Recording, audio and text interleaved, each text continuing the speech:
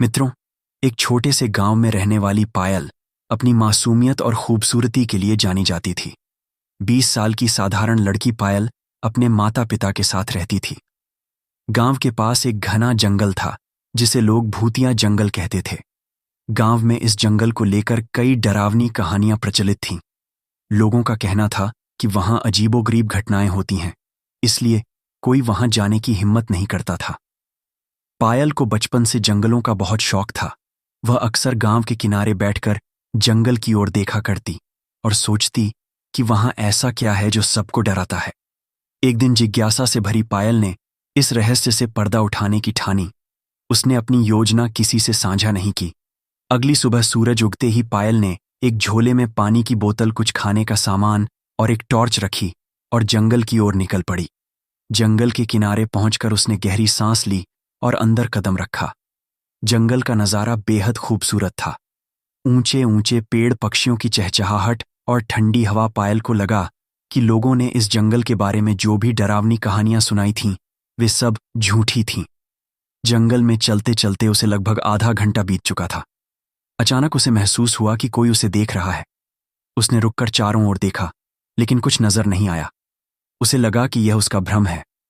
वह आगे बढ़ी, लेकिन थोड़ी दूर जाने के बाद उसने पीछे से सूखे पत्तों की चरमरा की आवाज सुनी। डरते डरते उसने मुड़कर देखा। वहां एक विशाल गोरिल्ला खड़ा था। वह लगभग 7 फुट लंबा था और उसकी आंखों में एक रहस्यमयी चमक थी। पायल का दिल जोर जोर से धड़कने लगा। उसे लगा कि गोरिल्ला उस पर हमला करेगा, लेकिन गोरिल्ला ने कोई हरकत नहीं की। वह बस शांत खड़ा पायल को घूर रहा था। पायल ने धीरे धीरे पीछे हटने की कोशिश की, लेकिन तभी गोरिल्ला ने अपनी लंबी भुजाएं फैलाकर उसका रास्ता रोक लिया।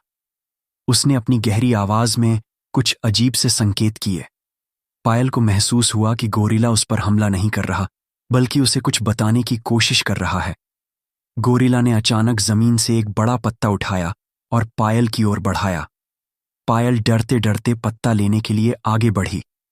पत्ते पर अजीब तरह के निशान बने हुए थे, जो किसी गुप्त संदेश जैसे लग रहे थे। गोरिल्ला ने फिर से इशारे किए, मानो उसे अपने पीछे आने को कह रहा हो।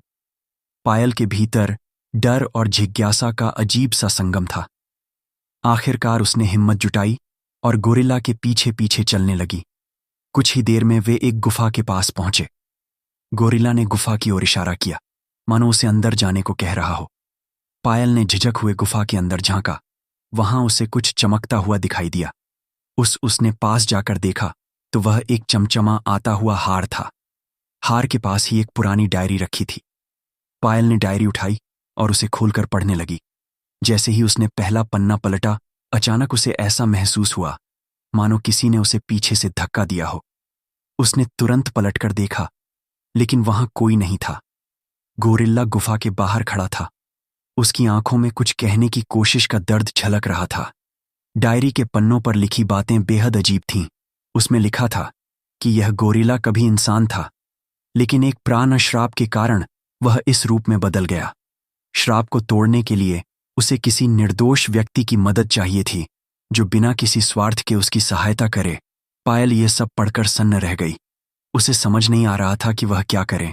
उसने गोरिल्ला की ओर देखा, जो अब भी शांत खड़ा उसकी ओर देख रहा था। उसकी आंखों में एक अजीब दर्द और उम्मीद की झलक थी, मानो पायल से विनती कर रहा हो। पायल ने सोचा कि अगर यह गोरिल्ला सचमुच इंसान है तो उसे उसकी मदद करनी चाहिए। उसने हिम्मत जुटाकर डायरी के अगले पन्ने पलटे। वहां श्राप तोड़ने का तरीका लिखा था, लेकिन निर्देश बेहद स्पष्ट थे। उसमें एक रहस्यमय मंत्र और एक खास दिन का जिक्र था। पायल को समझ नहीं आ रहा था कि वह क्या करे, लेकिन गोरिल्ला ने फिर से इशारे किए और उसे अपने साथ जंगल के और अंदर ले जाने लगा। जंगल में चलते हुए पायल ने महसूस किया कि गोरिल्ला लगातार चौकन्ना है, मानो उसे किसी की का डर हो। वह बार बार इधर उधर देखता और तेज चलने लगता। पायल का दिल बेचैन था, लेकिन वह उसके साथ चलती रही। कुछ देर बाद वे एक छोटी सी झील के पास पहुंचे। झील का पानी शांत और रहस्यमय था। गोरिल्ला ने पायल को इशारे से झील के पानी में झांकने को कहा। जैसे ही पायल ने झील में झांका, उसने देखा कि पानी में उसका प्रतिबिंब अजीब सा दिख रहा था। ऐसा लग रहा था जैसे झील के भीतर से कोई अदृश्य शक्ति उसे अपनी ओर खींच रही हो। पायल घबराकर पीछे हटने लगी, लेकिन गोरिल्ला ने उसका हाथ पकड़ लिया। उसने इशारे से समझाया कि डरने की जरूरत नहीं है। तभी झील के पानी से अचानक एक रहस्यमय आवाज गूंजी। वह आवाज गहरी और गूंजती हुई थी। उसने इशारे से समझाया कि डरने की जरूरत नहीं है। तभी झील के पानी से अचानक एक रहस्यमय आवाज गूंजी। वह आवाज गहरी और गूंजती हुई थी। उसने कहा, अगर तुम इस गोरिल्ला की मदद करना चाहती हो तो तुम्हें अपनी सबसे कीमती चीज का त्याग करना होगा। पायल सुनकर सन्न रह गई। उसने गोरिल्ला की ओर देखा, जो बेचैनी से झील की ओर देख रहा था। उसकी आंखों में उम्मीद और दर्द का अजीब मेल था। ऐसा लग रहा था मानो वह पायल से अपनी तरफदारी की गुहार कर रहा हो। पायल का मन सवालों से भर गया। क्या यह गोरिल्ला सचमुच निर्दोष है? क्या मैं इसकी मदद करके किसी बड़े खतरे में पड़ जाऊंगी? झील की आवाज ने एक बार फिर कहा, तुम्हारे पास ज्यादा समय नहीं है, फैसला करो। पायल की सांसें तेज हो गईं। वह झील से उठती आवाजों को सुनकर अंदर तक सहम गई थी। उसके सामने दो रास्ते थे। या तो वह गोरिल्ला की मदद करके इस रहस्य का हिस्सा बने या अपनी जान बचाकर लौट जाए। उसकी आंखें गोरिल्ला पर टिकी रहीं, जो अब भी शांत खड़ा दर्द और उम्मीद भरी नजरों से उसे देख रहा था। गोरिल्ला के चेहरे की बेचैनी और दर्द साफ झलक रहा था। पायल को समझ नहीं आ रहा था कि वह क्या करे। झील की आवाज ने फिर से गूंजते हुए कहा, तुम्हें जल्दी फैसला करना होगा। गोरिल्ला को इंसान बनाने के लिए तुम्हें अपनी सबसे कीमती चीज का त्याग करना होगा। पायल ने झील की ओर देखा और धीमे स्वर में पूछा, मेरी सबसे कीमती चीज क्या है? झील की आवाज ने उत्तर दिया, यह तुम्हारे दिल से तय होगा। जो चीज तुम्हें सबसे प्रिय है वही त्याग करनी होगी। पायल गहन सोच में पड़ गई। उसके पास ऐसा क्या था जिसे वह सबसे अधिक प्रिय मानती थी? उसका परिवार, उसकी स्वतंत्रता या उसकी अपनी पहचान? उसने गोरिल्ला की ओर देखा, जिसकी आंखों में उम्मीद और दर्द का अजीब सा मिश्रण था। पायल ने अपने अंदर की हिम्मत जुटाई और कहा, मैं त्याग के लिए तैयार हूं, लेकिन मुझे पहले यह जानना होगा कि तुम कौन हो और तुम्हारे साथ ऐसा क्यों हुआ। गोरिल्ला ने झील के पानी की ओर इशारा किया। अचानक झील के पानी में लहरें उठने लगीं और उसमें एक कहानी उभरने लगी। पायल ने देखा कि गोरिल्ला कभी एक राजकुमार था जिसका नाम अरुण था। अरुण एक शक्तिशाली राज्य का उत्तराधिकारी था, सुंदर, साहसी और नेक दिल। लेकिन एक दिन उसने जंगल में एक रहस्यमय महिला की मदद करने से इनकार कर दिया। वह महिला एक जादूगरनी थी। उसके अपमान से क्रोधित होकर उसने अरुण को गोरिल्ला बना दिया और कहा, तो तुम्हें इस श्राप से तब तक मुक्ति नहीं मिलेगी जब तक कोई निर्दोष लड़की अपनी सबसे प्रिय चीज त्याग कर तुम्हें बचाने का साहस नहीं दिखाएगी। पायल यह सब देखकर हैरान रह गई। उसने गोरिल्ला की ओर देखा और कहा, तुम्हारा दर्द मैं समझ सकती हूं, मैं तुम्हारी मदद करूंगी। तभी झील की आवाज फिर से गूंज उठी, अगर तुमने त्याग किया तो गोरिल्ला इंसान बन जाएगा, लेकिन याद रखना, तुम्हारे जीवन में एक ऐसी कमी आ जाएगी जिसे तुम हमेशा महसूस करोगी। पायल ने कुछ पल के लिए आंखें बंद कीं, फिर धीरे धीरे अपने माता पिता, अपने सपनों और अपनी जिंदगी के बारे में सोचा। लेकिन गोरिल्ला की पीड़ा देखकर उसका दिल पिघल गया। उसने दृढ़ निश्चय किया और कहा, मैं तैयार हूं, मैं अपनी सबसे कीमती चीज त्याग दूंगी। झील की लहरें अचानक शांत हो गईं और एक अद्भुत रोशनी झील के पानी से उठकर पायल को घेरने लगी। गोरिल्ला भी उस रोशनी के अंदर खड़ा हो गया। पायल ने महसूस किया कि उसकी यादों का एक हिस्सा धुंधला हो रहा था। रोशनी ने उसे संबोधित किया, क्या तुम जानती हो कि तुम किस चीज का त्याग कर रही हो? पायल ने उत्तर दिया, नहीं, लेकिन मैं इसके लिए तैयार हूं। जैसे ही उसने यह कहा, रोशनी ने चारों ओर फैलना शुरू कर दिया। गोरिल्ला का शरीर कांपते हुए छोटा होने लगा। उसके लंबे हाथ और पैर सिकुड़ने लगे और उसकी भारी काया हल्की हो गई। वह धीरे धीरे एक इंसान में बदलने लगा। पायल ने देखा कि गोरिल्ला अब एक सुंदर और साहसी युवक में बदल चुका था। वह युवक अरुण था, जिसने पायल की ओर देखा और उसकी आंखों में कृतज्ञता के आंसू थे। उसने कहा, तुमने मेरे लिए जो कुछ भी किया उसके लिए मैं हमेशा तुम्हारा आभारी रहूंगा। तभी पायल को महसूस हुआ कि कुछ अजीब हो रहा है। उसकी यादें धीरे धीरे धुंधली हो रही थीं। उसने खुद को अपने माता पिता और अपने घर के बारे में सोचना चाहा, लेकिन सब कुछ धुंधला हो गया। उसने घबराकर अरुण से पूछा, मुझे क्या हो रहा है?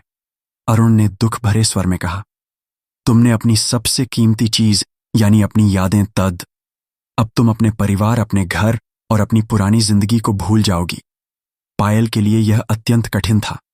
उसने अरुण से कहा, मैंने यह सब तुम्हारे लिए किया, लेकिन क्या अब मैं अपने परिवार को कभी नहीं देख पाऊंगी? अरुण ने सिर झुका लिया और गहरी आवाज में कहा, तुमने बहुत बड़ा बलिदान दिया है पायल। मैं इसे कभी नहीं भूलूंगा, लेकिन मैं वादा करता नहीं, मैं तुम्हें और खोने नहीं दूंगा।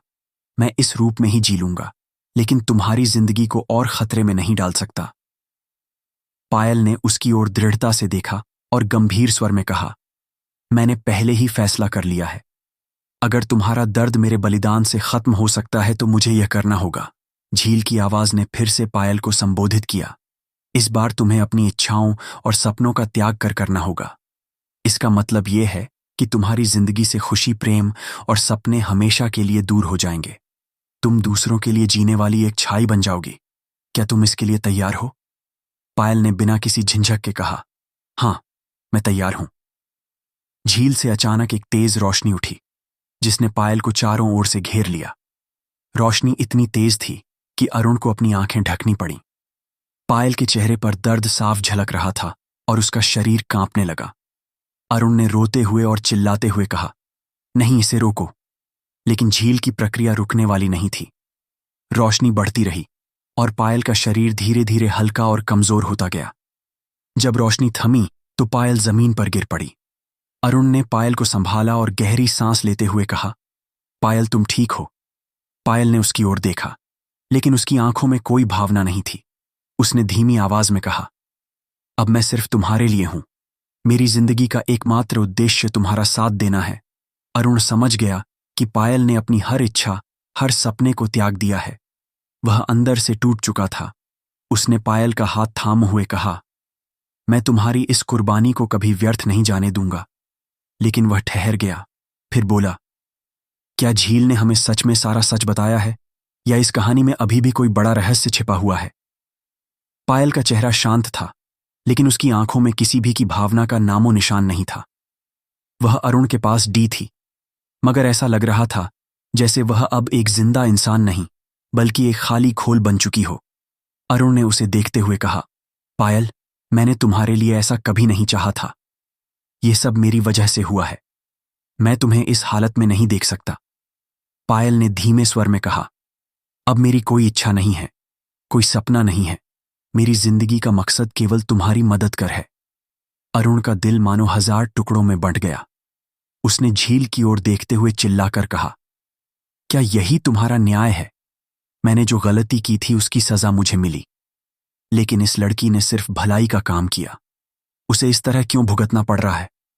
झील की आवाज फिर से गूंजी, शांत लेकिन गहरी, अरुण, यह श्राप तुम्हारी गलती का परिणाम था, लेकिन पायल ने अपनी मर्जी से इस बलिदान को चुना है। हर श्राप की जड़ केवल सती नहीं होती, ये किसी के कर्मों की गहराई में छिपी होती है। अरुण ने झील की ओर देखते हुए पूछा, क्या इसका मतलब है कि इस श्राप के पीछे अब भी कोई सच छिपा हुआ है? झील की आवाज गंभीर हो गई, अगर तुम इस श्राप की असली जड़ तक पहुंचना चाहते हो तो तुम्हें अपने अतीत की ओर लौटना होगा। अरुण ने सवाल किया, मेरे अतीत में ऐसा क्या है जिसे मैंने जानने से चूक गया? झील ने गंभीर स्वर में उत्तर दिया, तुम्हारा श्राप केवल जादूगरनी की नाराजगी का परिणाम नहीं था। इसके पीछे एक और गहरा रहस्य। जादूगरनी ने तुम्हें गोरिल्ला इसलिए बनाया क्योंकि उसने तुम्हारे परिवार से एक पुराना हिसाब चुकता करने का फैसला किया था। अरुण चौंक गया और हैरान होकर बोला, पुराना हिसाब, ये कैसे संभव है? झील ने उत्तर दिया, तुम्हारे पूर्वजों ने कई साल पहले जादूगरनी के गांव पर हमला किया था। उन्होंने उसके लोगों को नुकसान पहुंचाया और उसके परिवार को नष्ट कर दिया। जादूगरनी ने उस दिन शपथ ली थी कि वह तुम्हारे परिवार को इसका परिणाम भुगतने पर मजबूर करेगी। तुम्हारे पिता ने उसे रोकने की कोशिश की थी, लेकिन यह श्राप तुम्हारे हिस्से में आया। अरुण को यह सुनकर गहरा झटका लगा। अब उसे समझ में आया कि यह सिर्फ उसकी गलती नहीं थी, बल्कि उसके परिवार के कर्मों का भी परिणाम था। उसने झील से पूछा, अगर यह सच है तो मैं इस श्राप को पूरी तरह से खत्म कैसे कर सकता हूं? झील ने उत्तर दिया, तुम्हें जादूगरनी को ढूंढ होगा और उससे माफी मांगनी होगी, लेकिन यह आसान नहीं होगा। वह अब भी इस जंगल में कहीं छिपी हुई है और उसकी तलाश करना मौत को बुलाने जैसा हो सकता है। पायल, जो अब अपनी इच्छाओं और सपनों से मुक्त थी, बोली, मैं तुम्हारे साथ चलूंगी। तुम्हें जादूगरनी तक पहुंचने के लिए मेरी मदद की जरूरत होगी। अरुण ने उसे रोकने की कोशिश की। नहीं पायल, यह बहुत खतरनाक है। लेकिन पायल ने दृढ़ता से कहा, अब मेरी जिंदगी का एकमात्र मकसद तुम्हारी मदद करना है। मुझे रोको मत। दोनों ने झील से विदा ली और जादूगरनी की तलाश में जंगल के और गहरे हिस्से की ओर बढ़ने लगे। जंगल अब और भी अंधका। इस कहानी में अभी भी कोई बड़ा रहस्य छिपा हुआ है। पायल का चेहरा शांत था, लेकिन उसकी आंखों में किसी भी की भावना का नामो निशान नहीं था। वह अरुण के पास थी, मगर ऐसा लग रहा था जैसे वह अब एक जिंदा इंसान नहीं, बल्कि एक खाली खोल बन चुकी हो। अरुण ने उसे देखते हुए कहा, पायल, मैंने तुम्हारे लिए ऐसा कभी नहीं चाहा था। यह सब मेरी वजह से हुआ है। मैं तुम्हें इस हालत में नहीं देख सकता। पायल ने धीमे स्वर में कहा, अब मेरी कोई इच्छा नहीं है, कोई सपना नहीं है। मेरी जिंदगी का मकसद केवल तुम्हारी मदद करना है। अरुण का दिल मानो 1000 टुकड़ों में बंट गया। उसने झील की ओर देखते हुए चिल्लाकर कहा, क्या यही तुम्हारा न्याय है? मैंने जो गलती की थी उसकी सजा मुझे मिली, लेकिन इस लड़की ने सिर्फ भलाई का काम किया। उसे इस तरह क्यों भुगतना पड़ रहा है?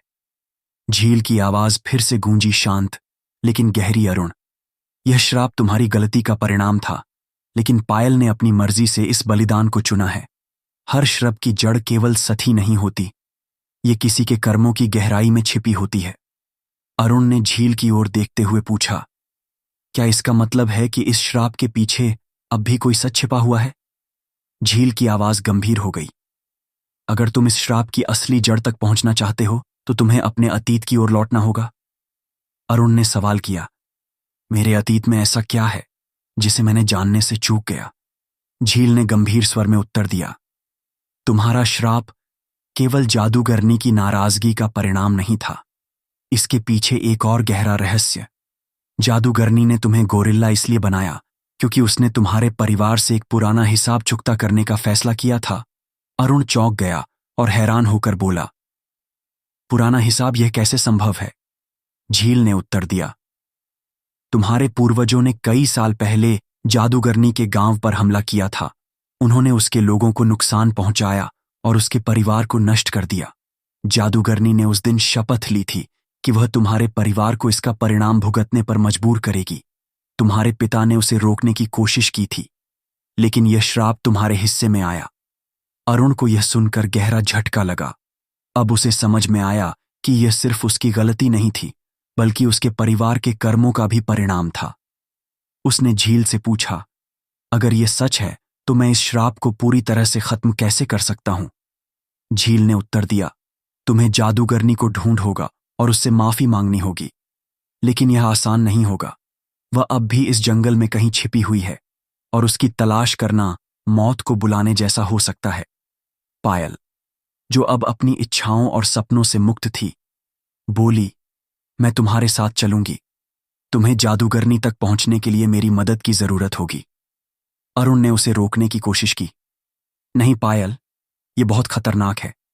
लेकिन पायल ने दृढ़ता से कहा, अब मेरी जिंदगी का एकमात्र मकसद तुम्हारी मदद करना है।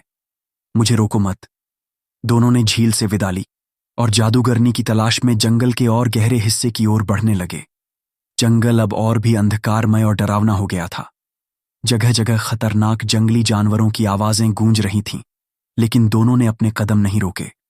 कुछ समय बाद उन्हें एक पुरानी और जर्जर सी झोपड़ी दिखाई दी। झोपड़ी से धुआं निकल रहा था और चारों ओर और काले रंग की लताएं फैली हुई थीं। अरुण ने पायल की ओर देखा और कहा, यह शायद वही जगह है। दोनों झोपड़ी के पास पहुंचे और दरवाजे को खटखटाया। अंदर से एक करका आवाज आई, कौन है? क्या तुम नहीं जानते कि इस जगह पर आना मना है? अरुण ने दरवाजे के पास खड़े होकर कहा, मैं अरुण हूं। मैं तुम्हारे सामने माफी मांगने आया हूं।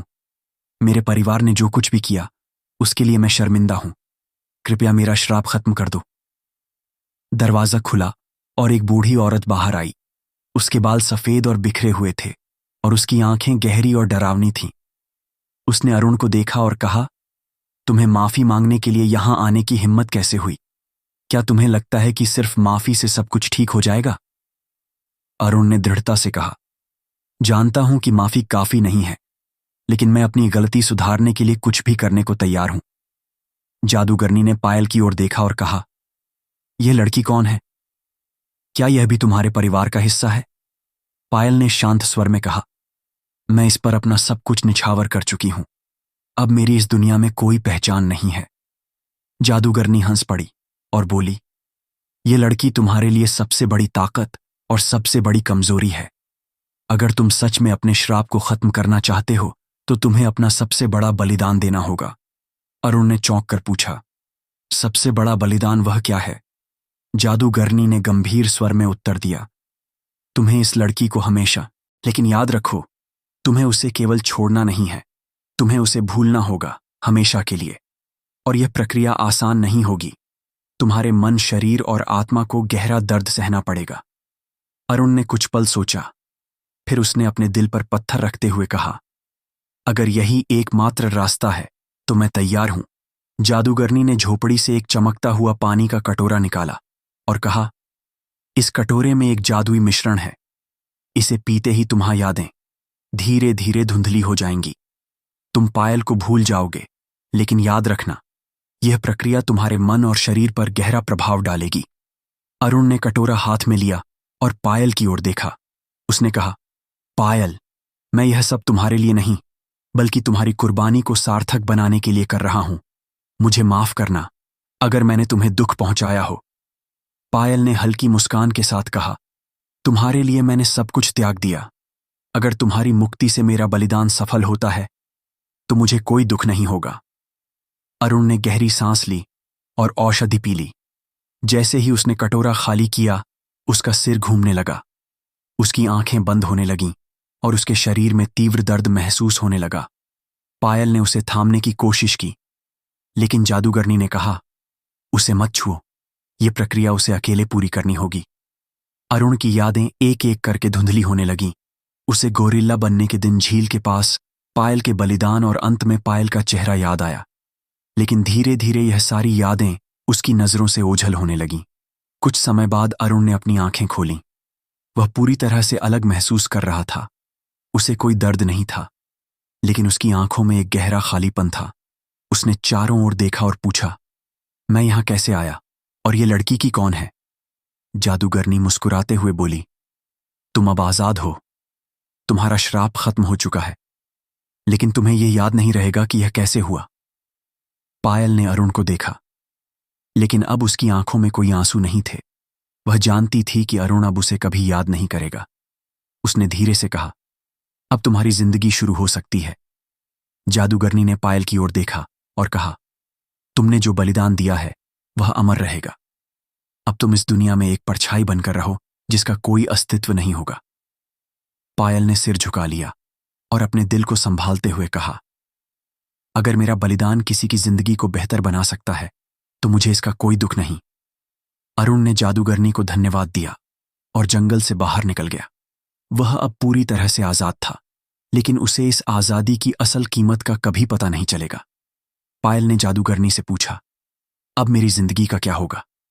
जादूगर गनी ने उत्तर दिया, तुम अब एक रहस्यमय शक्ति का हिस्सा बन चुकी हो। तुम्हारा अस्तित्व अब दूसरों की मदद करने में समाहित हो जाएगा। जब तक तुम्हारा कार्य पूरा नहीं होता, तुम्हारी आत्मा इस जंगल में भटकती रहेगी। पायल ने शांत स्वर में कहा, अगर यही मेरी नियति है तो मैं इसे पूरी तरह से स्वीकार करती हूं।